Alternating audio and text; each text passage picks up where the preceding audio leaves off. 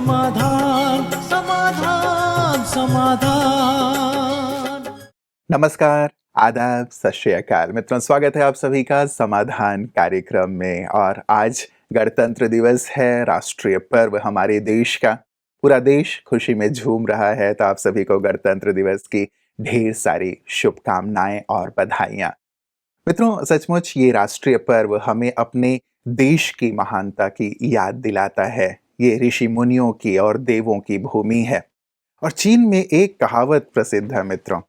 वहां कहा जाता है कि यदि तुम श्रेष्ठ कर्म करोगे तो तुम्हारा अगला जन्म भारत में होगा।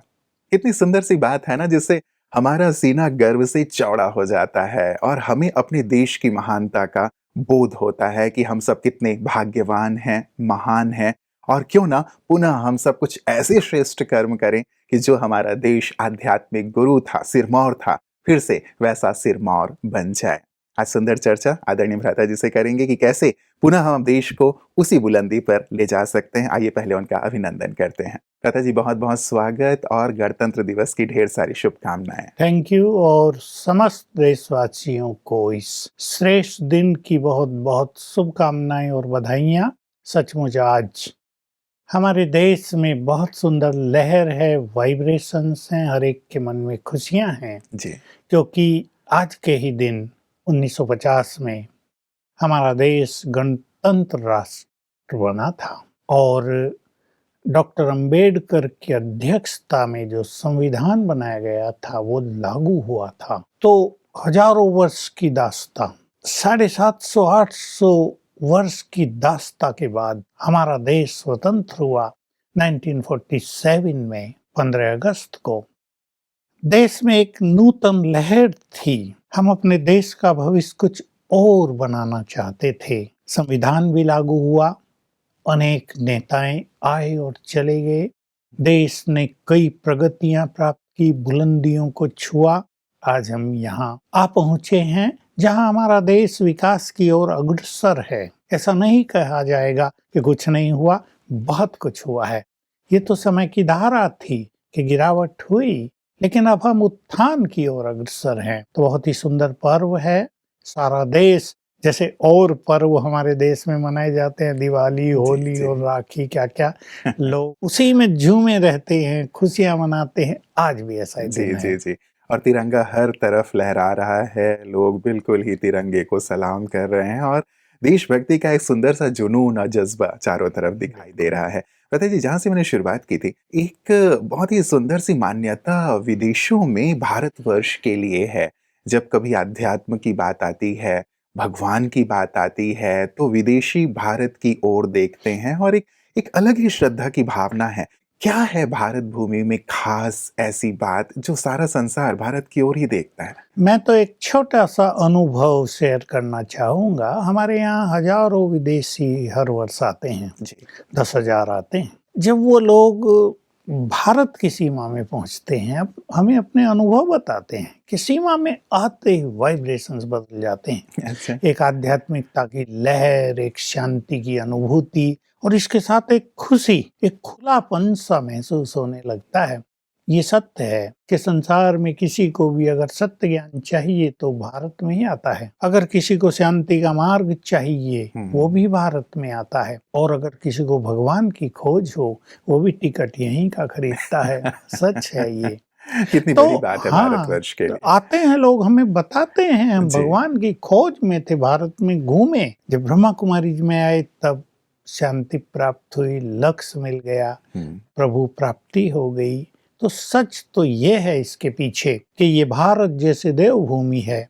श्री राम, श्री कृष्ण, अनेक देवी देवताएं यहाँ रहे, उनकी ये जन्म भूमि, कर्म भूमि रही। यहाँ के मनुष्यों में देवत्व भी था और अब भी है। ये भगवान की भी जन्म भूमि और कर्म भूमि है। यहीं पर भगवान अवतरित होते हैं।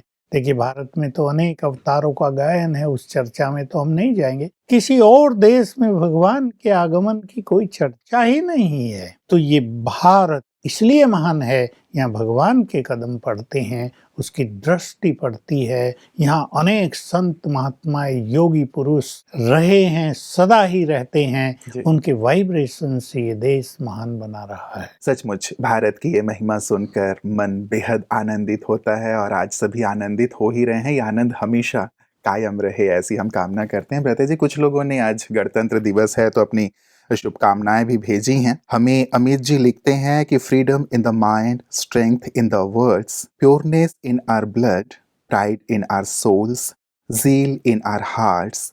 Let's salute our India on Republic Day.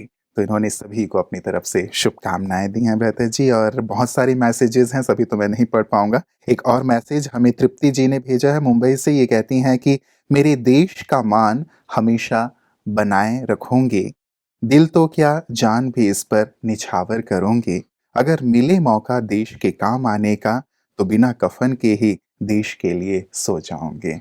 तो देशभक्ति का सुंदर जज्बा ब्रता जी आज के दिन सारी तरफ ये लहर ही रहा है। लेकिन ये वाली जो लहर है ब्रता जी, एक थोड़ी सी मन में भावना रहती है, जैसे आज 26 जनवरी को या 15 अगस्त को जो एक जुनून होता है, ये सारी वर्ष कैसे रहे और कैसे हम क्या करें। करना तो बहुत कुछ चाहते हैं, लेकिन करें क्या, वो कई बार समझ में नहीं आता। बहुत अच्छी बात इसने लिखी है तृप्ति ने। मैं थोड़ा सा जोर देना चाहता हूँ हमारे हर युवक को, विशेष रूप से नई पीढ़ी को, ये जज्बा, ये श्रेष्ठ संकल्प रहने ही चाहिए कि हमें भारत को पुनः विश्व गुरु बनाना है, महानता के शिखर पर ले जाना है। हमारे प्रधानमंत्री ने भी ये नारा दिया है और निश्चित रूप से ये क्षमता हमारे देशवासियों में है, क्योंकि कोई एक व्यक्ति ये काम नहीं कर सकेगा। पहले तो सभी को भौतिकता के साथ आध्यात्म को भी अपनाकर अपने चित्त को खुशी, प्रेम, शांति, सद्भावना, इन सब से भर देना चाहिए। हर व्यक्ति यदि अपने घर में प्रेम की गंगा बहाने लगे, यदि खुशियों का माहौल बना ले, यदि अपनत्व की भावना को जागृत कर ले, ये स्वार्थ, ये तेरा मेरा, संपत्तियों की लड़ाई झगड़े, डिवोर्स, ये सब खत्म हो जाएंगे। और जब घर घर मंदिर बन जाएगा तो देश महान तीर्थ, लाइट हाउस और विश्व गुरु बन जाएगा। हमें सभी को इसमें योगदान देना है। देखिए, ये केवल राजनीतिक नेताओं के बस का काम नहीं है, इसमें हर मनुष्य को भागीदारी निभानी पड़ेगी। तो बहुत अच्छी बात है, हम सभी पुनः आध्यात्म का पथ अपनाएं, अपने चित्त को, विचारों को शुद्ध करें। यही सच्चा बलिदान, यही सच्चा योगदान देश को होगा। मर मिटने की बात ही नहीं, विकारों को मार देने की बात है, अपने अहम को मार देने की बात है। हम शिखर पर अवश्य पहुंचेंगे। ये एक सुंदर सी गहन सी बात आपने कही है। हमारे सैनिक तो सरहद पे अपनी जान देते हैं देश की रक्षा के लिए, लेकिन हम भी अपनी कुर्बानी इन विकारों की कुर्बानी दे करके कर सकते हैं। रहता जी, आध्यात्मिक गुरु की बात आपने कही और सदियों से ये बात मानी ही जाती है कि भारत आध्यात्मिक गुरु था, फिर से हमें बनाना है, यह हम सब सोचते हैं। लेकिन जब आध्यात्म की बात आती है तो क्या करें एग्जैक्टली? जैसे आपने कहा घर घर को मंदिर बनाएं, विकारों का अंत करें, लेकिन उसकी विधि क्या हो, हम करें क्या, ये थोड़ा प्रकाश। हाँ, बहुत ही अच्छी बात है, गुड क्वेश्चन है। हमारे देश में गुरुओं की कमी नहीं है जी, भक्ति पूरे जोर शोर से चल रही है, बिल्कुल। मंदिरों का निर्माण हो रहा है, और ऐसा भी नहीं लोग भक्ति नहीं कर रहे हैं। कुछ श्रद्धा पूर्वक कर रहे हैं तो कुछ कर रहे हैं। लेकिन अध्यात्म का अर्थ होता है आत्मा को जानना, स्वयं को जानना, अपने परम पिता को जानना, अपने अंदर छुपे हुए देवत्व को जागृत करना, आत्मा का जो असली स्वरूप है, उसके जो असली गुण हैं, उन्हें जीवन में धारण कर लेना। केवल फिलॉसफी नहीं, केवल ज्ञान नहीं, लेकिन उसको अपने प्रैक्टिकल जीवन में ले आना, यह अध्यात्म है। और इसके लिए आवश्यकता है कि हम अपने परमपिता से जुड़ें। वो सर्वशक्तिवान है, उससे हमें शक्तियां मिलेंगी, हम इन मनोविकारों को जीत पाएंगे और जो अच्छाई या जीवन में धारण करना चाहते हैं वो कर पाएंगे। और इससे हमारा जीवन अध्यात्म से भरपूर हो जाएगा। और ये बहुत सारी समस्याएं जो घर घर में हैं, हर एक के मन में हैं, वो समाप्त हो जाएंगी। जी जी, मतलब अपने आप को अपने परमपिता से हमें जोड़ना होगा। प्रति जी, कई बार लोग आध्यात्म की ओर इसलिए भी नहीं बढ़ते क्योंकि उन्हें लगता है कि यदि हम आध्यात्मिक हो जाएंगे तो लौकिक अपने संसार में, अपने कारोबार में ध्यान नहीं दे पाएंगे। तो क्या इसका अर्थ ये है कि आध्यात्म मतलब संसार से, अपने कारोबार से निवृत्त हो जाना, अलग हो जाना? एक्चुअली ये नहीं है, इसको संन्यास कहते हैं। वो कुछ लोग कर सकते हैं जो धर्म का काम करेंगे या धर्म का उस तरह प्रचार करेंगे, लेकिन अध्यात्म तो जीवन से जुड़ी हुई एक सत्यता है, वो गृहस्थ से जुड़ी हुई एक सत्यता है, वो कर्म योग से जुड़ा हुआ एक पहलू है। उसमें ना हमें कर्म छोड़ने हैं ना गृहस्थ छोड़ना है। छोड़ना उन बुराइयों को है जो गृहस्थ में विष घोल रही हैं, छोड़ना उन बुरे संस्कारों को है जो हमारे जीवन को बहुत कटुता की जैसे जहरीला बनाते जा रहे हैं, एक विकारों की अग्नि प्रज्वलित करते जा रहे हैं। उन चीजों को छोड़ना है तो हमारे अंदर डिविनिटी आ जाएगी और हम सच्चे अध्यात्म से जुड़ जाएंगे। और ये बिल्कुल सहज है, गृहस्थ में रहते ही ये सब किया जाता है। जी, जी। मतलब इसके लिए कुछ छोड़ने की आवश्यकता नहीं होगी। पता जी, राष्ट्रीय समस्याओं की यदि बात करें, चलिए आध्यात्म सबको दूर करेगा, निर्मूल करेगा, लेकिन कैसे, इस पर भी मैं थोड़ा प्रकाश चाहूँगा। आज धार्मिक कट्टरता थोड़ी बढ़ती जा रही है, यदि राष्ट्रीय स्तर पर देखा जाए तो। सांप्रदायिक दंगे कई बार हो जाते हैं, या कोई अपने धर्म को श्रेष्ठ बताता है, कोई अपने धर्म को। तो यहाँ राष्ट्र गौड़ हो जाता है और धर्म आगे आ जाता है। तो ये जो आपसी द्वंद्व है, राष्ट्र को बहुत नुकसान होता है। क्या आध्यात्मिक सुझाव आप देंगे ताकि आपस का प्रेम, शांति या एकता बनी रहे? देखिए, धर्म को जो यथार्थ रूप से जानते हैं, दोनों में जो कुछ लोगों में कट्टरता आ गई है, उसके कुछ कारण अवश्य हैं।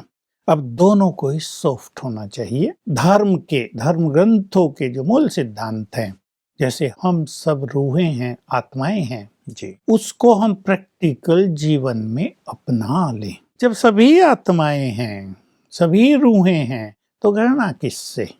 जब सभी ब्रह्म के स्वरूप हैं, वो किसी भी धर्म के हों, फिर निगेटिविटी किस लिए? उस पर हम अब नहीं जाएंगे, पर हम ये संभाव उन्हें अपनाएं। और सभी धर्म ग्रंथों में, सभी धर्मों में देवत्व को जागृत करने की ही बात है। भाषा अलग है, मान्यताएं थोड़ी अलग हैं, पर है यही कि इंसान सच्चा इंसान बने, वो खुदा से जुड़े, वो भगवान से जुड़े, वो उसका सच्चा सपूत बच्चा बन जाए। उसको मालिक भी कहते हैं तो उसके आज्ञाकारी बन जाएं। अगर हम ये करने लगें तो ये कट्टरता समाप्त हो सकती है। तो बस ये सीधा सा एक इसका सॉल्यूशन है कि धर्म ग्रंथों में जो सुंदर बातें कही हैं उसको हम जीवन में लाएं। बिल्कुल। और व्यक्तिगत रूप से शायद इसकी ओर बढ़ने की आवश्यकता प्रतीत होती है बेहतर जी। कई लोग कुछ ऐसे जो कट्टर नेता हैं उनकी ओर देखते हैं या उनकी बातों पे आ जाते हैं, और ये जो एक वैमनस्य की बात है वो शुरू हो जाती है। मैंने ये देखा कि मुस्लिम धर्म में भी और हिंदू धर्म में भी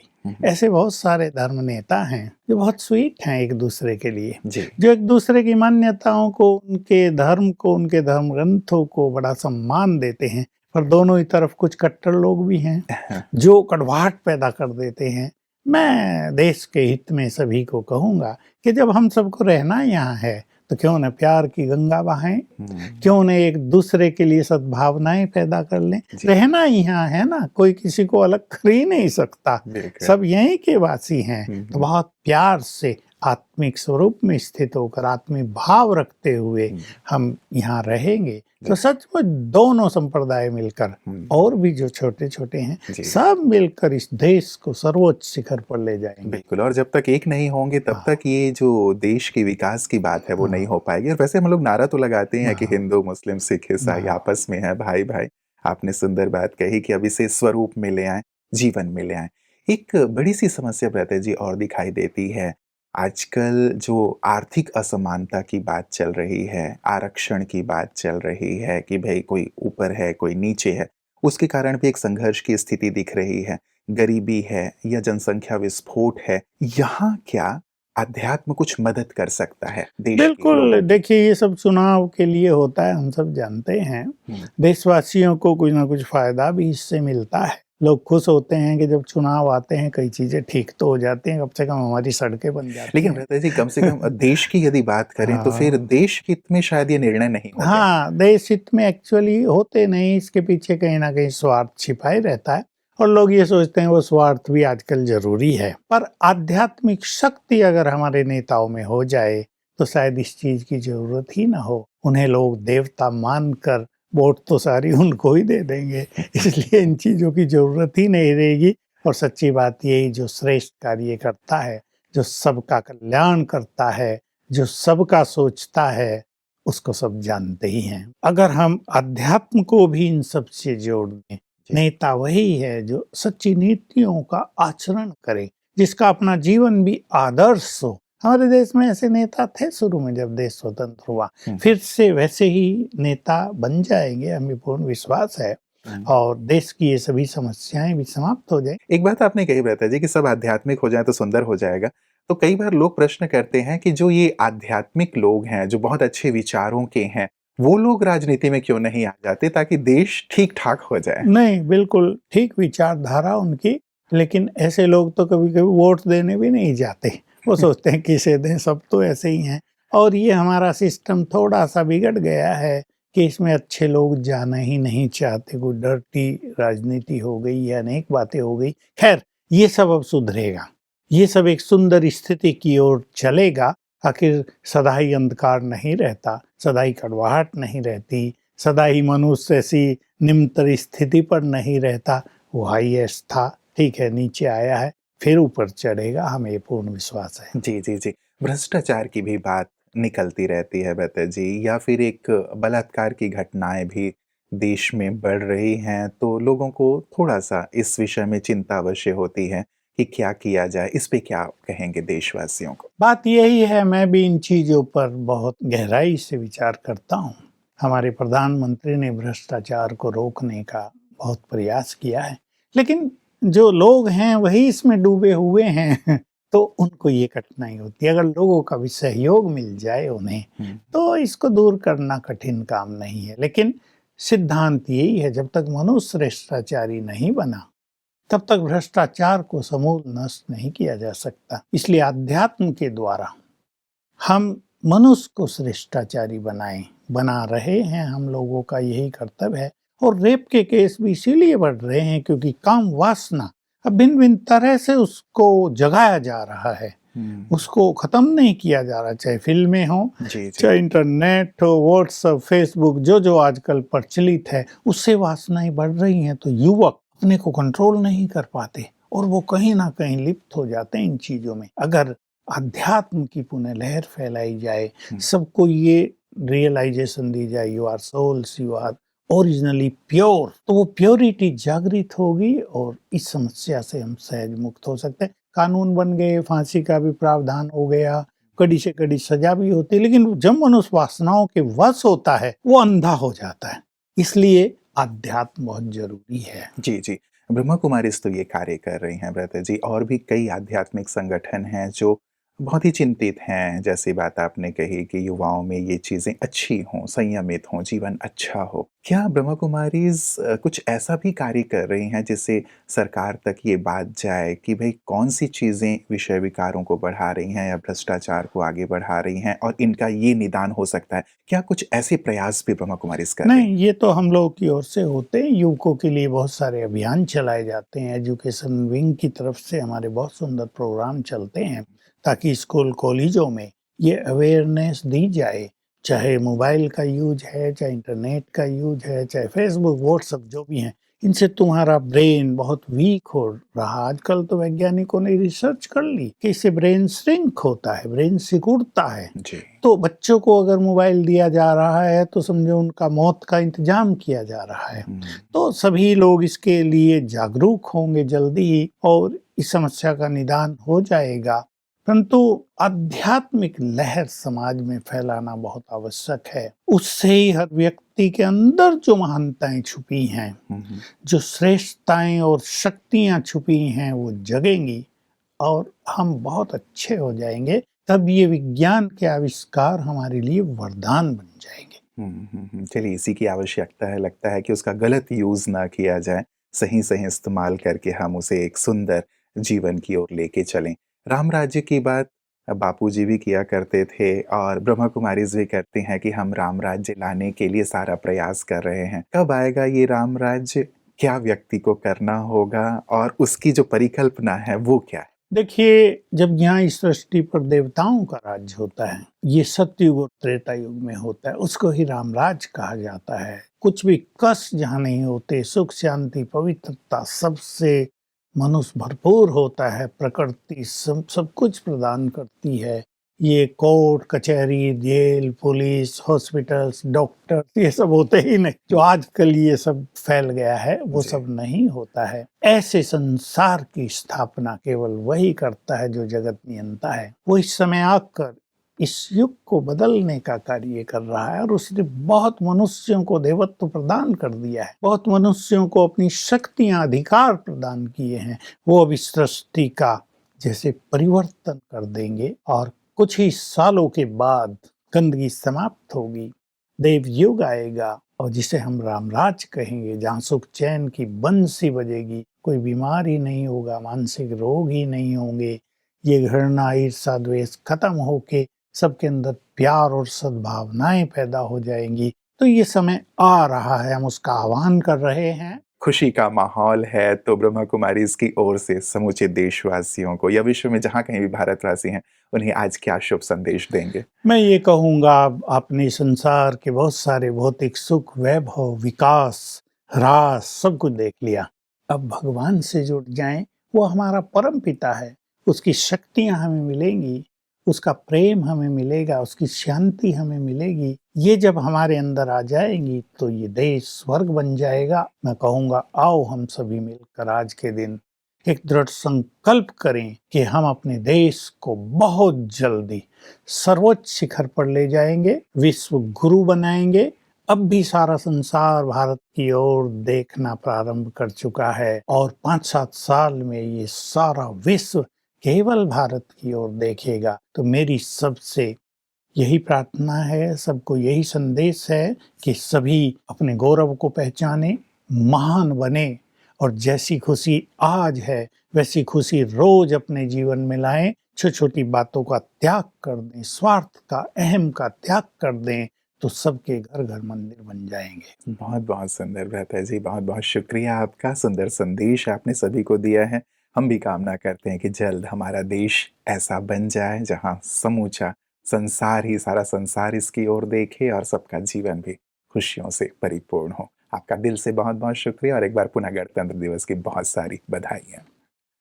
मित्रों, गणतंत्र दिवस खुशियों का दिन हम सब के लिए, देशवासियों के लिए, लेकिन खुशियों के साथ साथ विचार भी जरूर करें कि देश की जो समस्याएं हैं उन्हें हम कैसे दूर करें, क्योंकि ये केवल राजनेताओं का कार्य नहीं है, हम सभी का कार्य है।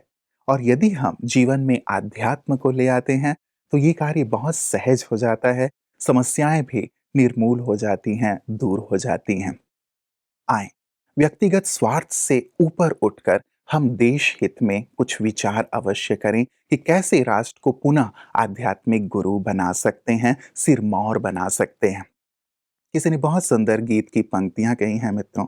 देश से है प्यार तो हर पल ये कहना चाहिए, मैं रहूं या ना रहूं भारत ये रहना चाहिए, मैं रहूं या ना रहूं भारत ये रहना चाहिए। सिलसिला ये बाद मेरे यूं ही चलना चाहिए, मैं रहूं या ना रहूं भारत ये रहना चाहिए, मैं रहूं या ना रहूं भारत ये रहना चाहिए। नमस्कार। धैर्य और दृढ़ मनोबल से कर दे तू पल भर में मुश्किलें आसान, पत्नी संकरनी के पावन जल से स्वर्ग बन जाएगा सारा ये जहां कहता है ये समाधान समाधान